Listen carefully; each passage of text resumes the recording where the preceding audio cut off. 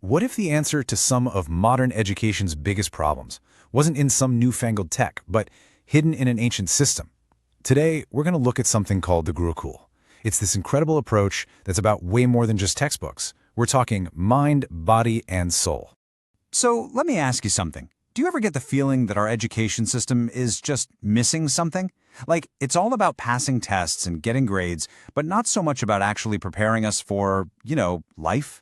Yeah, it's a feeling a lot of us have, that we're being trained for an exam, not for the real world. And that intense focus, it can create this really impersonal, high-pressure system. You end up with students who are absolute geniuses on paper, but maybe they don't have that emotional resilience or a solid ethical compass to handle all the curveballs life is going to throw at them. So, what if there's another way to do this? Well, there might be. Let's rewind the clock and head back to ancient India to look at this incredible approach to learning called the Gurukula system. And believe me, it's an old idea that's getting a ton of new attention, and for some really good reasons. Okay, so the core idea of the Gurukula it's actually pretty simple, but it's also incredibly powerful.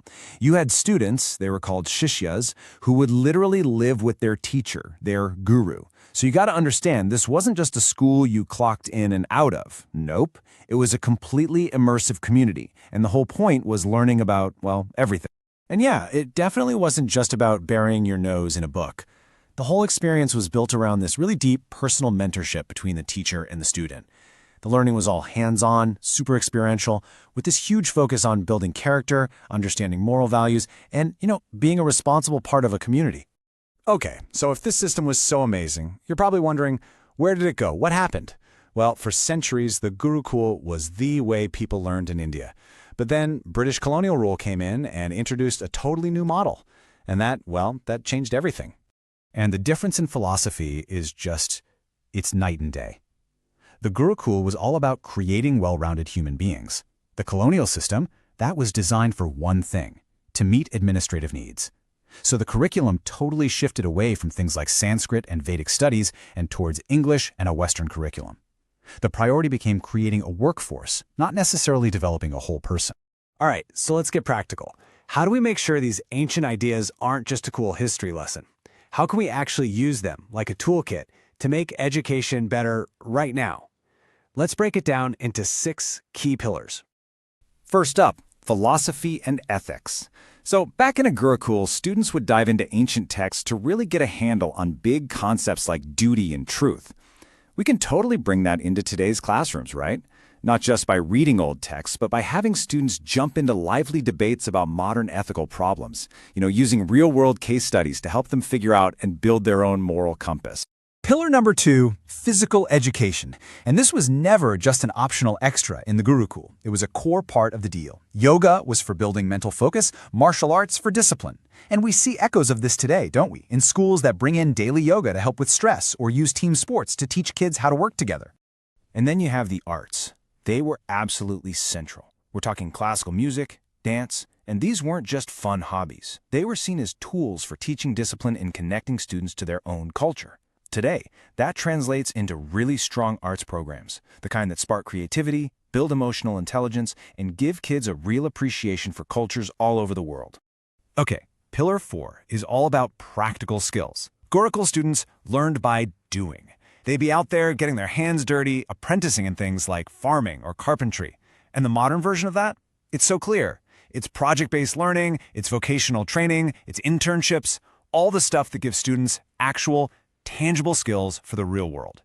Next, we have inner development. This was huge. They used meditation to find mental clarity and, gain deeper insight. And today, this ancient practice is making a major comeback as mindfulness in schools.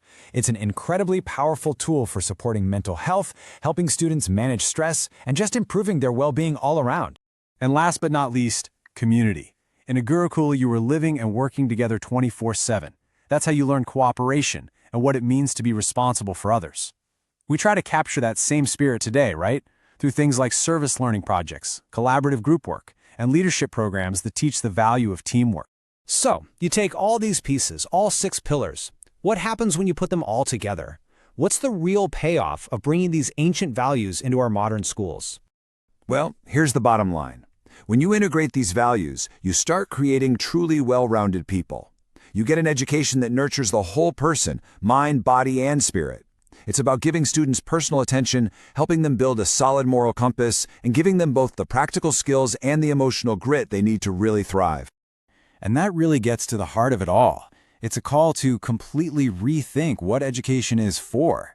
I mean, it's not just about getting you ready for a career. It's about building the foundation for a life that's meaningful, resilient, and just well-lived. So after looking at this whole Gurukul system, it really leaves us with one last big question. And it's one for all of us to chew on as we think about what learning should look like in the future. Just think about it for a second. If you could wipe the slate clean and redesign education from the ground up, what's the one timeless value you'd absolutely make sure was in there? Forget the curriculum, forget about the exams for a minute. What's the single most important thing we should be passing on to the next generation? Is it resilience, empathy, maybe critical thinking? It's a really powerful question, and it's exactly the kind of question this ancient wisdom pushes us to ask.